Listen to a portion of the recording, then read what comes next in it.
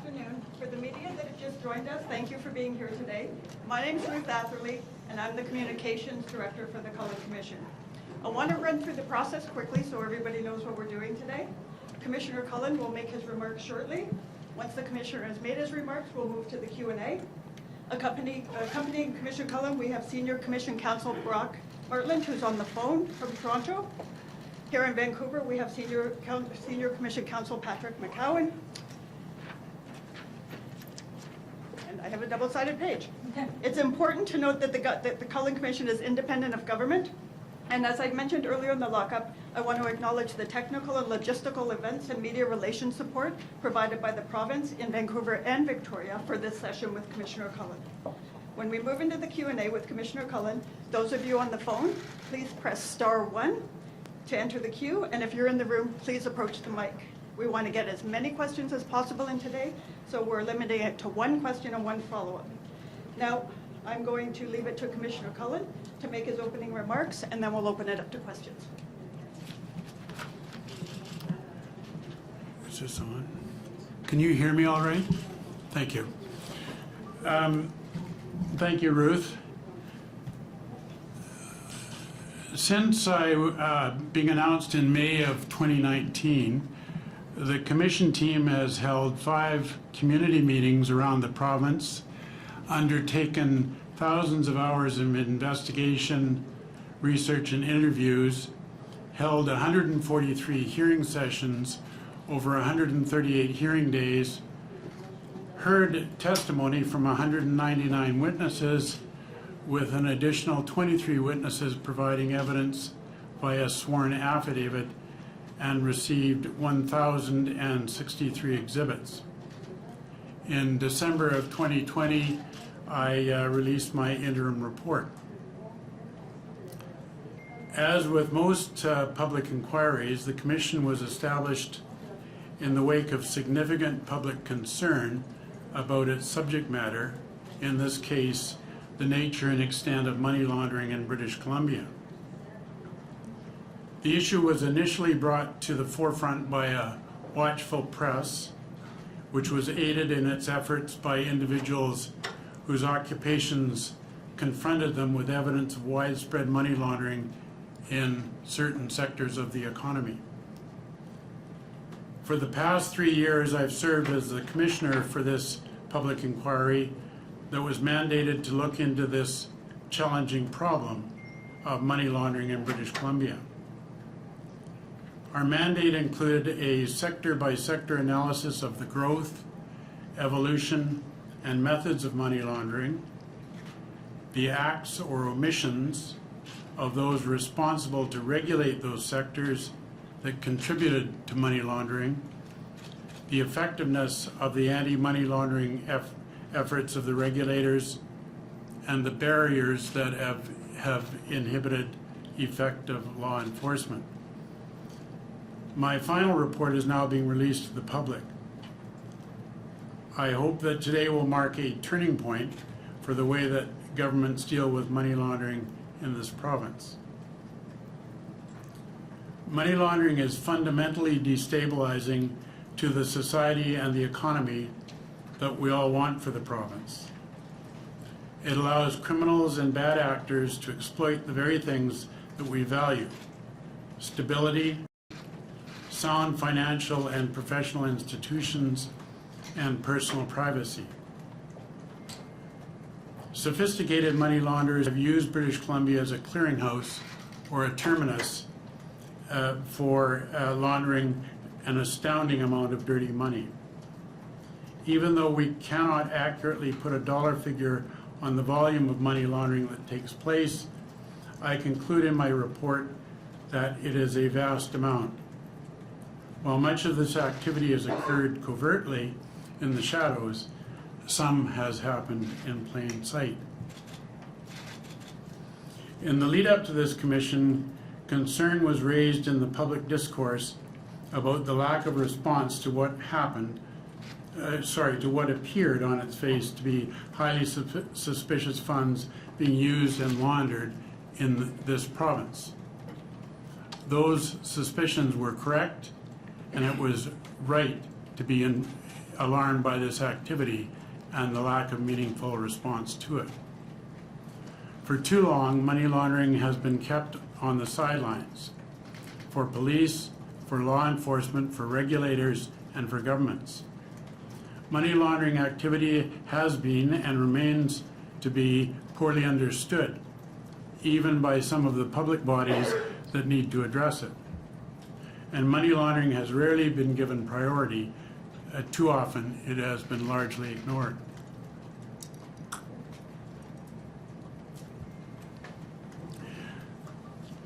It's time for that to change. My report puts forward 101 recommendations directed primarily to the provincial government and provincial agencies. Those recommendations range from broad, overarching changes to quite specific reforms required of particular agencies. The recommendations, if implemented, will begin to address, in a serious way, a problem that has grown through decades of inaction and ineffectiveness. The report is more than 1,800 pages long.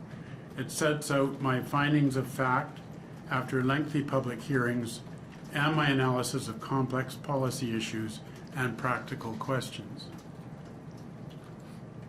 I have tried to make recommendations that are based on the best possible standards and that are supported by rigorous analysis, but that are also rooted in real-world practicality.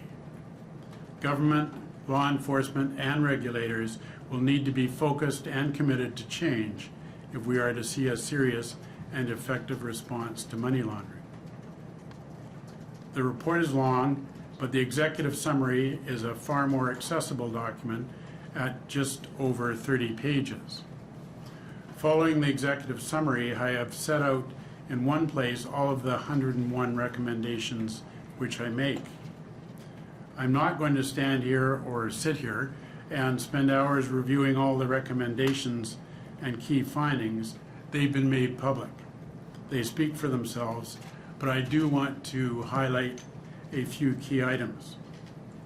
First of all, I recommended the creation of an entirely new office to deal with money laundering. This will be an office of the legislature with a status that will permit independence from the government of the day. I refer to the head of this office as the Anti-Money Laundering Commissioner. This is a different kind of commissioner than I have been and is more analogous to the Human Rights Commissioner. In terms of form, of course, not function. The AML Commissioner will provide permanent strategic oversight of how the province responds to money laundering. The Commissioner will be focused exclusively on money laundering and will provide advice and recommendations to government, law enforcement, and regulatory bodies on money laundering issues. The office will monitor, review, audit, and report on the performance of provincial entities with a money laundering mandate. It will lead working groups and cooperative efforts to address money laundering issues. I want to be clear here, the AML Commissioner's role would be distinct and different than the role I have had as Commissioner of this inquiry, and I am not the person who will fill it should government decide to undertake this recommendation. I also recommend the creation of a new dedicated provincial intelligence and investigation unit, a new policing unit that will lead the law enforcement response to proceeds of crime and money laundering in this province.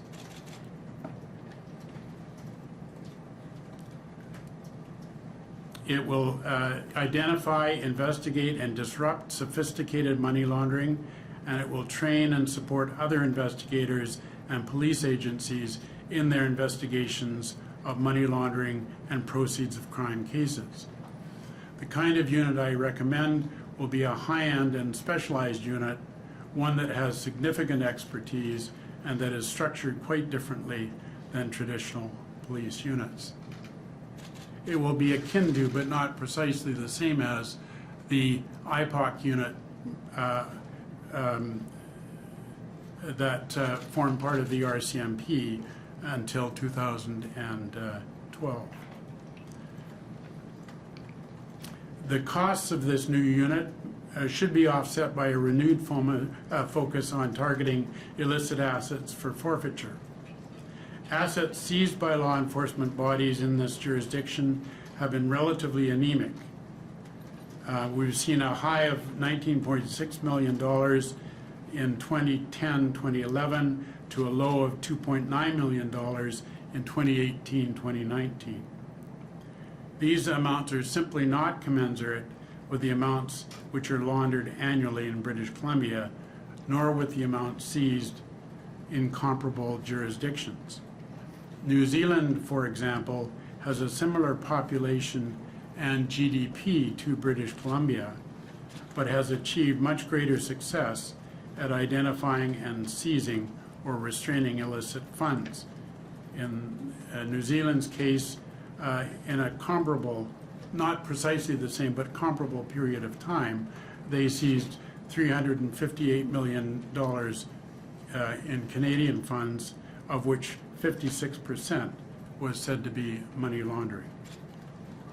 I have accordingly made a number of recommendations respecting criminal and civil asset forfeiture, including in the civil asset forfeiture realm, that the province proceed with its plan, which predated the establishment of this commission, to implement an unexplained wealth order regime. In many specific areas, I have made recommendations for regulators, public bodies, and government. In these brief remarks, I have identified only a few of the recommendations which I have made to abate the money laundering problem in British Columbia. And I've already noted that my report includes 101 recommendations that are designed to address the manifold aspects of this area of criminal profiteering.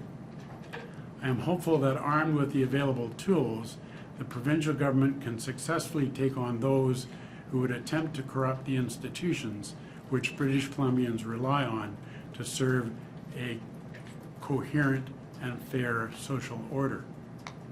As I conclude what has proven to be a challenging but important task, I want to extend my thanks to the participants in the Commission of Inquiry, and particularly to my team, who have worked so hard to complete the lengthy hearings during a pandemic. I also want to thank the people of this province who have been concerned and supported our work. We've done our work in order to serve the public interest. The Commission was created by the provincial government, but it is entirely independent of the provincial government. We've gone about our work independently, and I'm happy to report that the province has consistently respected our independence. This report represents my thinking, not the provincial government's, nor the federal government's, nor anyone else's. It is my analysis and the analysis of my team of first-class lawyers and my recommendations for reform. My aim is to offer advice that is realistic, practical, and effective. There are reasons for optimism, because a new prioritization and support for anti-money laundering will mean that our province can make headway in combating this social ill. Thank you all for being here. We have half an hour for questions, and they will be moderated. I look forward to attempting to answer your questions and providing additional context and information regarding my report in answer to those questions. Thank you very much. To media in the room, if you have a question, please come and queue behind me at the microphone. And media on the line, please press *1 to enter the queue for the opportunity to ask a question and a follow-up. Our first question today is going to come from John Waugh, Global News. John, please go ahead. Hello, Commissioner. The word unwittingly was once used to describe how casinos were turned into laundromats for dirty money. After this extensive process, how unwitting do you think it was on behalf of government, governing bodies, casinos, and law enforcement? Well, I think that's a very good question. I think the information was there to draw, the information was there to draw different conclusions about what was transpiring within the casinos. But as I said in my report, I think there was a failure of will to deal with it. And I don't think that equates to deliberate or witting failure to deal with it, but I do think it does represent a failure of will. In regards to regulators, there was some failures identified with GPEB, law enforcement, but particularly BCLC. And we heard evidence during the commission that there was almost this theme of a counter-narrative. And you seem to really hit that hard in your report. Was there a reason that it seems that BCLC bared most of the brunt when it came to overseeing governing bodies on the responsibility here? I'm sorry, I didn't quite understand the last part of your question. Yeah, so out of the three, GPEB, law enforcement, and BCLC, you spent the most time, especially in your executive summary, talking about how BCLC had a lot of information, but really did not act on that information. And in evidence, we heard that there was also often, within their own newsletters and discourse that was made available, there was almost a counter-narrative of where that money was coming from and why or why not it was not suspicious. Yes, well, I think that's an accurate characterization of the evidence. If you're asking why that was the case, again, I return to the theme I expressed earlier. I think there was a lack of will that underlay BCLC's approach to the question, and it was difficult for BCLC to deal with some of the issues they had, but there could have been more that was done at that time to deal with those issues, in my view. And for the purposes of sightlines, we've changed the microphone to the back of the room here. So we have Renee Filippone, CBC, is next. Thank you. Obviously, this report takes a look back at money laundering for a significant period of time. When we talk about money laundering right now, what do we know about who is doing this, domestic, international? Are we still looking at money from China? And what are the primary ways this is being done? Is it still casinos? Is it more primarily real estate? When we're trying to understand, if someone needs to be tackling this, where should they be looking? Yeah. Well, I think that is the reason why I've recommended the AML commissioner, because that person will occupy the position of someone who keeps a careful eye on what's going on in the world of money laundering in the province, and be in a position to identify different areas that come up. Peter German, in his report, referred to money laundering as being akin to whack-a-mole, and I think that's an apt description. It pops up where you least expect it, and it's always important to be looking at different organizations, different ways of doing it. Trade-based money laundering is a good example. That appears to be a very fruitful source of money laundering for some criminal organizations. Yeah, one of the things that Commissioner Cullen discusses in the report is the extent to which criminal organizations and professional money launderers are opportunistic and adaptable. And they look for opportunities, they look for weaknesses, and attempt to exploit them. We saw that in the context of casinos in this province. And it's going to be important for the AML Commissioner and enforcement agencies and governments to be alive to the shifting and opportunistic nature of money laundering if they're going to have success in combating it. The report obviously takes a look at the role FinTrack does or doesn't play in helping these sorts of investigations. How ineffective, in your mind, has FinTrack been in the ability, in giving the ability for provincial authorities to tackle this? Well, one of the reasons that that we've recommended a provincial intelligence gathering and an investigative unit is due to the fact that FINTRAC doesn't appear to be effective in getting information back to the province's law enforcement units. The FINTRAC gets something in the order of magnitude of 30 million reports a year, but gives out something in the order of magnitude of 2,500 reports back to law enforcement, about 350 of which come to British Columbia. So what we're suggesting is that there is a need for much more mobile and malleable enforcement process where intelligence can work with enforcement.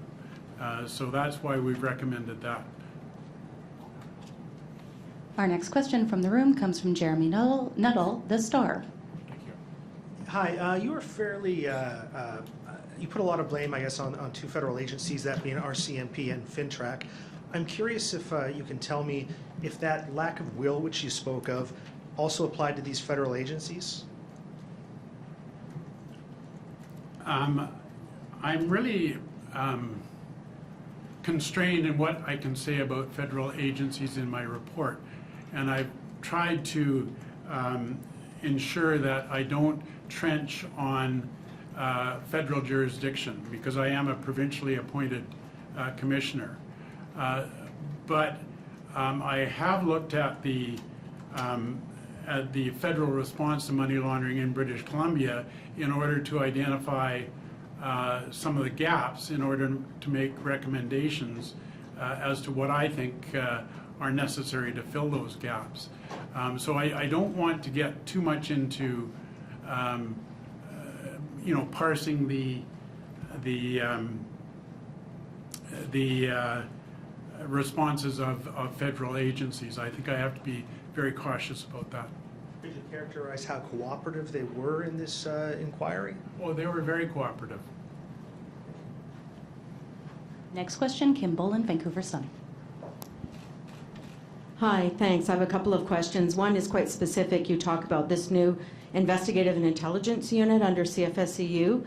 Would there be embedded prosecutors in this unit? Because one thing I didn't see in my quick, peruse of the executive summary was the fact that we've had a lot of organized crime, money laundering cases where charges have been recommended, sometimes late and then later stayed, which is of course a decision of Crown prosecutors.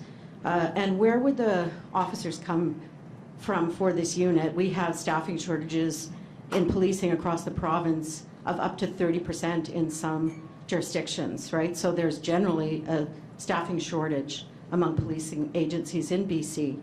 And my second question is very specifically, you talk about expansion of the role of the Civil Forfeiture Office, but like 2 years ago, we had the BC Supreme Court rule the BC Civil Forfeiture Act as unconstitutional. So while there is an appeal underway of that ruling from 2 years ago, in the meantime, does it make sense to expand the powers of something that's been ruled unconstitutional?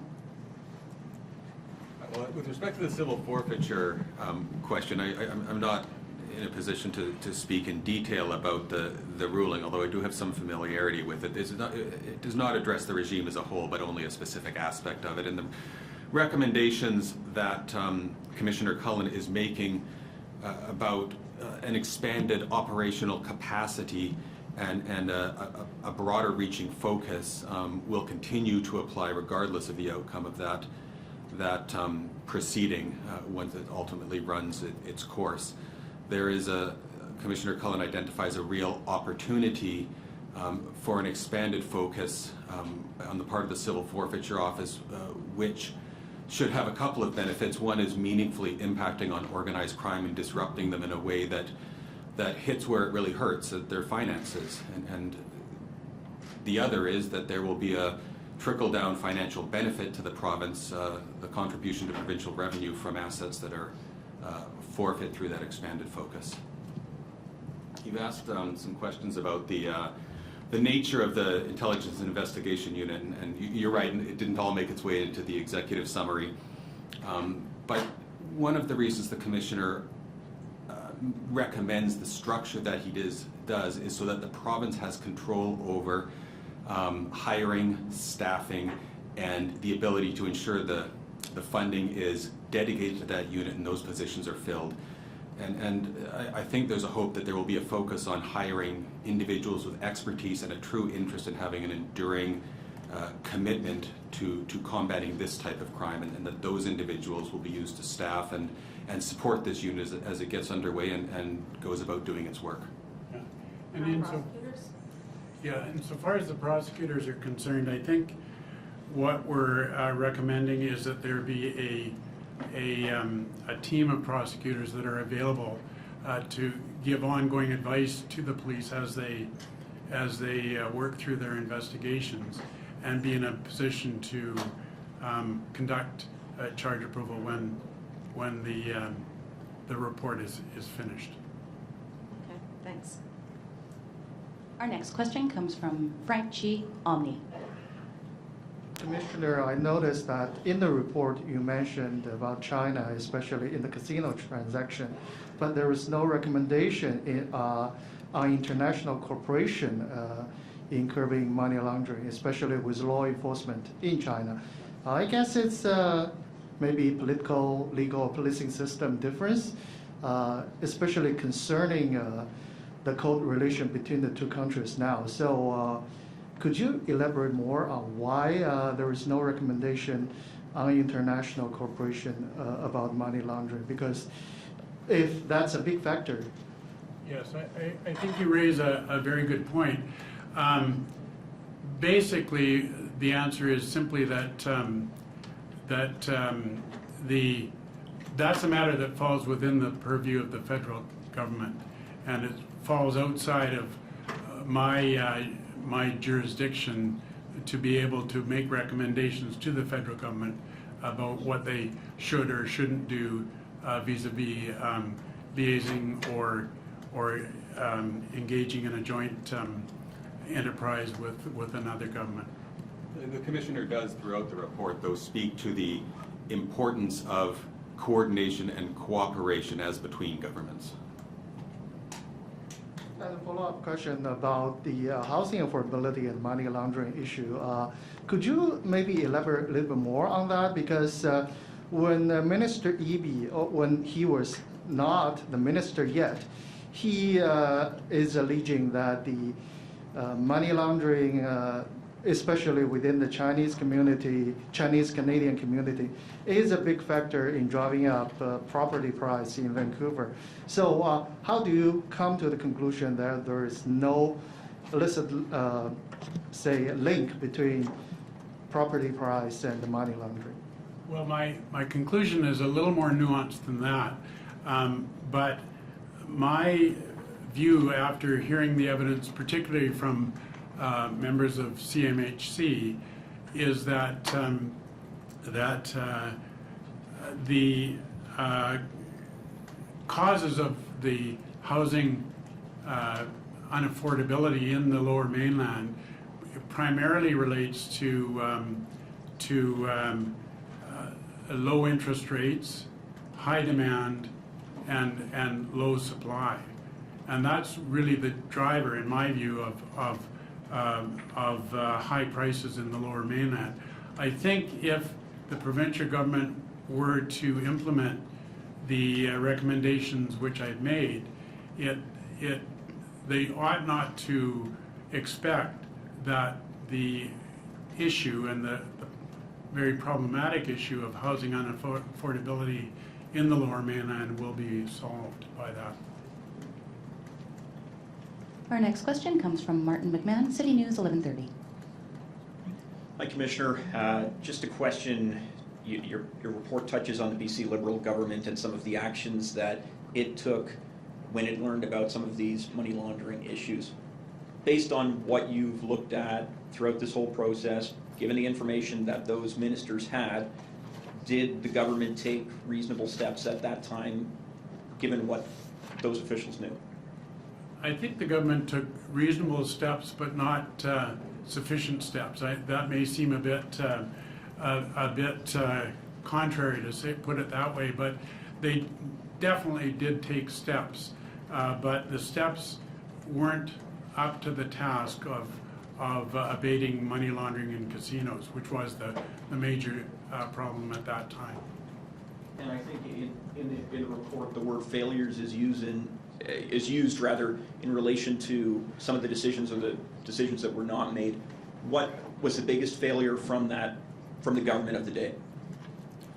Well, I want to just be clear. The report discusses the actions of certain individuals, and it's sometimes convenient to use the term government to apply to those actions. But in the report, the Commissioner's discussion is focused on the actions of individuals who held key positions at critical times. And one of the key failings that he identifies is the failure of certain individuals to ensure that suspicious funds that were being received weren't contributing to the provincial revenue stream.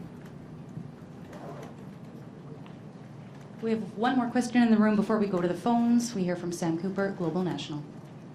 Thanks. Sort of following on that, Commissioner Cullen, you spent some time on the IPOC investigation and Barry Baxter's involvement in it, and we know from federal evidence that the unit said that certain casinos were using foreign nationals as willing pawns in significant money laundering. So that's a pretty high-level assertion. Now we have Mr. Baxter going public with some more guarded comments, Mr. Coleman reacting to him, and you have found, well, Mr. Coleman essentially rebuking him, I think fair. So you said, Coleman's comments, quote, posed a real risk of misleading the public into believing there was no basis for concern about suspicious transactions in the province casinos at a time when Mr. Coleman had good reason to believe that there was cause to be worried.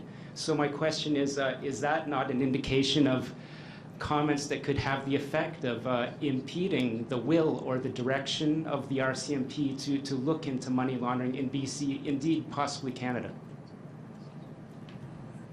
Well, yes. I mean, I think that's why I identified those comments and made my findings in relation to them. Okay, we're going to go to the phone lines next. From Victoria, we'll hear from Rob Shaw, Check News. Rob, please go ahead.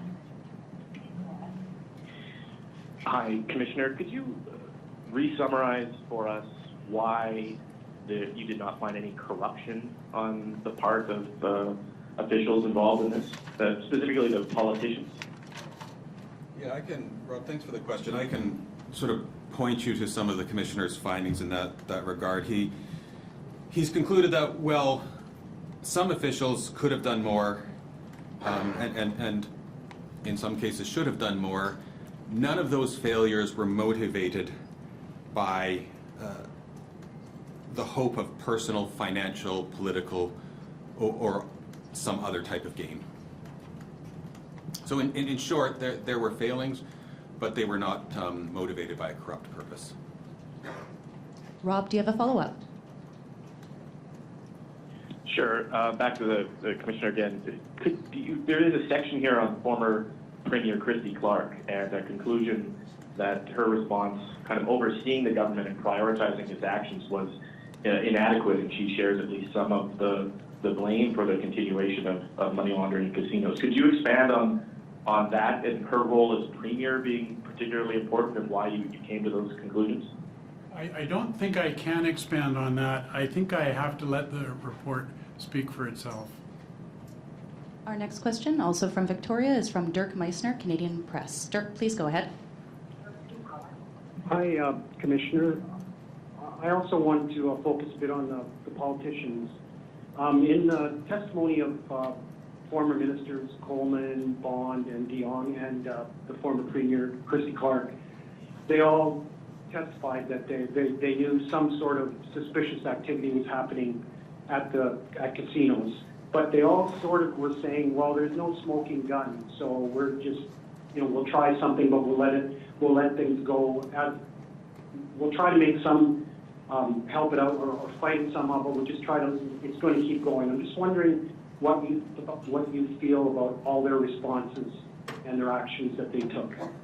Well, I don't think that's all that they did. I mean, I think in the case of Mr. Coleman, for example, he engaged Rob Croker to look into the issue of money laundering in casinos. In the case of Mr. de Jong, he was responsible for setting in motion the pieces to get Jiggit established. So I think there were things that were done by members of that government that were designed to attempt to come to grips with the issue of money laundering in casinos. Derek, do you have a follow-up? Sure. And can you also comment on why the RCMP, why you say the RCMP were underplaying money laundering in British Columbia for those years? Sorry, for what? I missed your last. Not for not investigating, not investigating money laundering the way they should have. Yeah, I don't know that the Commissioner uses the word underplaying. I think he finds that there was a lack of priority and a lack of resources dedicated to the investigation of and ultimately fight against money laundering by law enforcement in this province for a significant period of time. All right, we'll come back to the room now. We hear from Jason Proctor, CBC. I wanted to ask, you mentioned a little while ago there was a failure of will, I think you called it. What, from your experience and from the evidence that you saw, can you speak a bit more about that, what the origins of that failure of will are, so that the current governments can learn from that, I suppose? Well, I don't know that I can. I'm just describing the effect of inaction over a period of time in the face of significant concern about dirty money entering the casino industry. And I don't think I can tell you what the well springs of that are. I can tell you what I observed through the evidence. I mean, I guess it leads to sort of the question of there's money flowing in, there's, I guess, a certain joy in seeing money go into the coffers. I mean, is that part of what causes a failure of will, I suppose, in terms of how deeply do you want to look into something that's going to ultimately possibly cost you? And how does that fit into the story of money laundering generally? I think the Commissioner discusses a number of sort of origins of a lack of action that occurred in this province over a number of years. In some respects, it was a lack of understanding. In some respects, it was a lack of resourcing. In some respects, especially on the part of law enforcement, it was a failure, and other agencies, a failure to prioritize. When you speak about the money flowing in and nothing being done about it, I assume you're speaking of the casino industry, and the Commissioner does identify that there were a number of hallmarks that obviously disclosed a substantial amount of those funds to be highly suspicious and in fact illicit in nature. Our next question comes from the phone lines. We hear from Bob Mackin, Breaker News. I don't want to interrupt Mr. Mackin, but I don't know if I can be heard. It's Rob Hartman, Commission Counsel, and I was going to pick up on an aspect of Jason's question, if I might. Absolutely. Please go ahead, Brock. Thank you. So part of the question about failures in my mind, when one then turns to look to the future, and I think the report addresses this, is to say, and the Commissioner in his opening remarks a few moments ago referred to the concept of money laundering being, for a long time, not the focus and not the subject of public and regulatory and law enforcement attention. And one of the things to deal with that problem is one of the signal recommendations in the report is the creation of an anti-money laundering commissioner, and that office would be in a position to ensure, including with public reporting on a regular basis, that there isn't a similar failure, if you will. It's not a topic that is up on the agenda this year but slides down the agenda in 2 or 4 years from now, that there's a consistent and an exclusive focus on this topic. Thank you. Thank you. We now go to the phones to hear from Bob Mackin, Breaker News. Bob, please go ahead. Yes, good afternoon. A question for Brock Harland and Commissioner Cullen. The Commission wasn't able to hold the federal government accountable, but municipalities are creatures of the provincial government.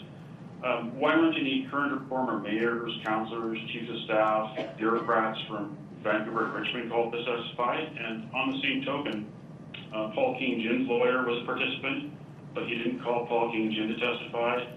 Didn't hear from any real estate developers. Premier Horgan himself, he's a former casino lobbyist. We didn't hear from him. That's a long list of people that weren't heard from. Can you explain your reasoning for not going to those people and calling to testify?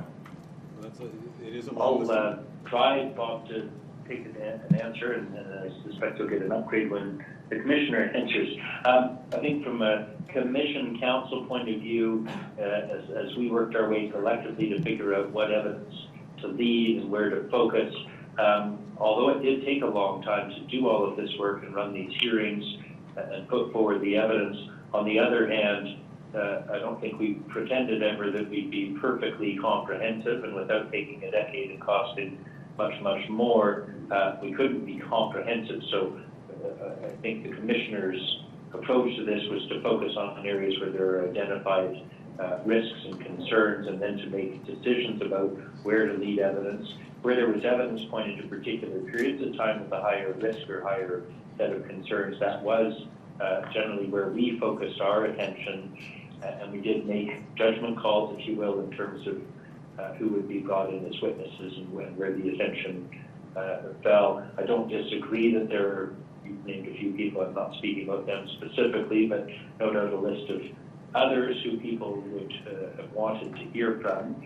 But the nature of the inquiry is that we're balancing trying to be informed and give the public the benefit of the Commissioner's analysis and recommendations, but also to get the job done and not to let it go adrift and not to take 10 years. Yeah, I think that's a good point, Brock, that part of what we're attempting to do is bring the Commission in more or less on time and more or less on budget, and not plunge down. I'm going to use the term rabbit holes. I don't mean these are simply rabbit holes, but plunge down areas that are going to get us caught up in much more activity than we want to. But one of the reasons that I've recommended the Anti-Money Laundering Commissioner is really to serve that purpose on an ongoing basis. So that person can look at the very things that you're talking about, Mr. Mackin, including municipal governments and other agencies that are at play in this area.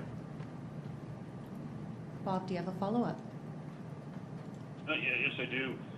You didn't really need 10 years. Your commission spent only 3 years. Maybe 4 years would have been more suitable, like the Charbonneau Commission in Quebec, that lasted 4 years. On the Charbonneau Commission, it doesn't appear that you recommended any charges.